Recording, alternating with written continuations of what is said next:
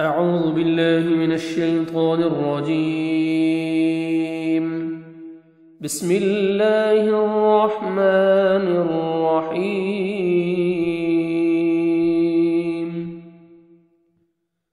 ختم الله على قلوبهم وعلى سمعهم وعلى أبصارهم غشاوة ولهم عذاب عظيم.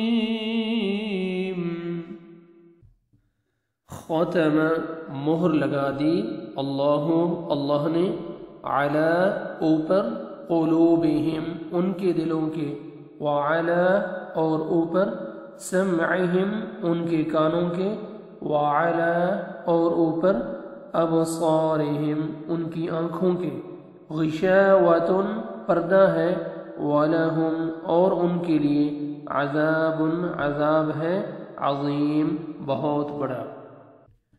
اللہ تعالی نے ان کے دلوں پر ان کے کانوں پر مہر لگا دی ہے اور ان کی آنکھوں پر پردہ ہے اور ان کے لیے بڑا عذاب ہے. سورۃ البقرہ کی آیت نمبر 7 کی تفسیر آپ کے سامنے مختصر تفسیر بیان کی جائے گی. پچھلی آیت میں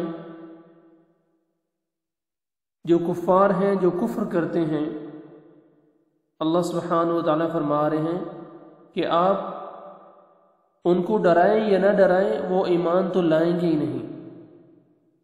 اس کفر اور اپنے گناہوں اور معصیت کے مسلسل ارتکاب کی وجہ سے ان کے دلوں سے حق کو قبول کرنے کی جو استعداد ہے وہ ختم ہو چکی ہے. وہ کبھی بھی اپنے گناہوں اور کفر اور معصیت کے جو مسلسل ارتکاب کرتے جا رہے ہیں اس کی وجہ سے وہ کبھی بھی حق کو قبول نہیں کر سکتے.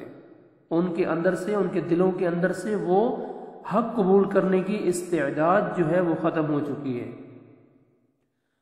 ان کے کان حق بات سننے کے لیے آمادہ ہی نہیں اور ان کی نگاہیں کائنات میں پھیلی ہوئی رب کی نشانیاں دیکھنے سے محروم ہو چکی ہیں. تو اب وہ کس طرح ایمان لا سکتے ہیں؟ یہ مہر اگرچہ اللہ تعالی نے ہی لگائی ہے مگر اس کا باعث ان کے اعمال اور ہٹ درمی ہے. ارشاد فرمایا سورۃ الجاثیہ میں افرأیت من اتخذ الہہ ہواہ، پھر کیا تو نے اس شخص کو دیکھا جس نے اپنا معبود اپنی خواہش کو بنا لیا.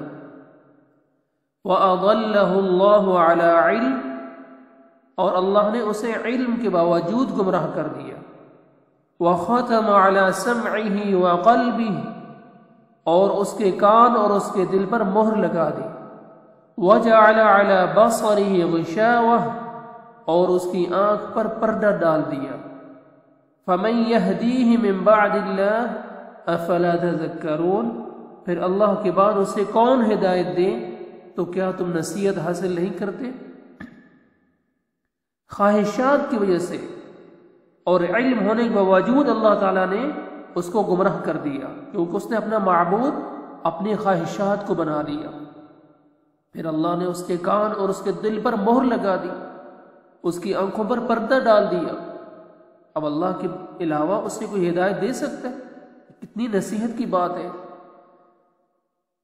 اور فرمایا اولئک الذین طبع اللہ علی قلوبہم وسمعہم وابصارہم واولئک هم الغافلون. سورۃ النحل میں یہ وہی لوگ ہیں جن کے دلوں اور ان کے کانوں اور ان کی آنکھوں پر اللہ نے مہر لگا دی ہے اور یہی لوگ ہیں جو بالکل غافل ہیں. سورۃ المطففین میں فرمایا وما يكذب به الا كل معتد اثیم اور اسے کوئی نہیں جھٹلاتا مگر حد سے نکل جانے والا سخت جو گناہگار ہے وہی اس کو جھٹلاتا ہے. اذا تتلى عليهم آیاتنا قال اساطیر الاولین جب اس کے سامنے ہماری آیات پڑھی جاتی ہیں تو کہتا ہے یہ پہلے لوگوں کی کہانیاں ہیں. قال اساطیر الاولین یہ تو پہلے لوگوں کی کہانیاں. کلا بل ران علی قلوبہم ما كانوا یکسبون، ہرگز نہیں بلکہ زنگ بن کر چھا گیا ہے ان کے دلوں پر جو وہ کرتے ہیں۔ یہ زنگ کیسا ہے؟ یہ مہر کیسے لگتی ہے دلوں پہ، کانوں پہ مہر کیسے لگتی ہے؟ اس کی وضاحت حدیث میں ہے۔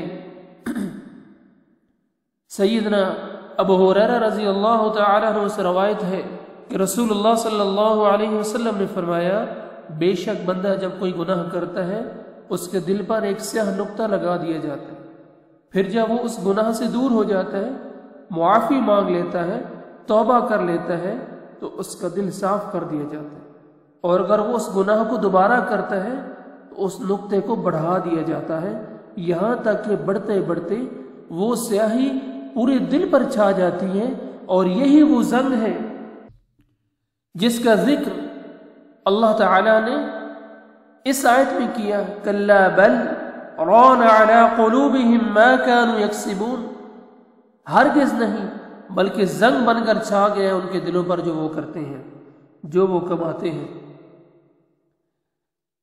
سیدنا حذیفہ بیان کرتے ہیں رضی اللہ تعالی عنہ، رسول اللہ صلی اللہ علیہ وسلم نے فرمایا، دلوں پر فتنے اس طرح وارد ہوں گے ایک کے بعد ایک، جیسے چٹائی کے تنکے ایک کے بعد ایک ہوتے ہیں۔ جو دل انہیں قبول کر لے گا اس میں ایک سیاہ نقطہ پیدا ہو جائے گا، اور جو دل انہیں قبول کرنے سے انکار کر دے گا اس میں ایک سفید نقطہ پیدا ہو جائے گا۔ حتیٰ کہ دل دو طرح کے ہو جائیں گے، یا تو دل چٹان کی طرح سفید ہوگا کہ جب تک آسمان و زمین باقی رہیں گے کوئی فتنہ اس سے نقصان نہیں پہنچا سکے گا، یا دل سیاہ ہو کر الٹے کوزے کی طرح ہو جائے گا کہ وہ نیکی کو نیکی اور برائی کو برائی نہیں سمجھے گا۔ صحیح مسلم کی حدیث ہے۔ اللہ سبحانہ و تعالی اگر دین کی سمجھ دے، ہدایت دے، علم دے، پھر اللہ سبحانہ و تعالی سے دعا بھی کرتے رہنا چاہیے کہ اللہ سبحانہ و تعالی ہمیں استقامت بھی دے، ثابت قدم رکھے ہمیں۔ اللہ کے رسول صلی اللہ علیہ وسلم اکثر ہمیشہ یہ دعا کیا کرتے تھے، یا مقلب القلوب ثبت قلوبنا علی دینک، یا مقلب القلوب ثبت قلوبنا علی دینک، اے دلوں کو پھیرنے والے ہمارے دلوں کو اپنے دین پر ثابت قدم رکھ۔ اللہ سبحانہ و تعالیٰ سے دعا ہے اللہ سبحانہ و تعالیٰ ہمیں اپنے دین پر ثابت قدم رہنے کی توفیق عطا فرمائے، اور ہمیں اپنے دین کا تابع بنائے، شریعت کا تابع فرما بردار بنائے۔ السلام علیکم ورحمۃ اللہ وبرکاتہ۔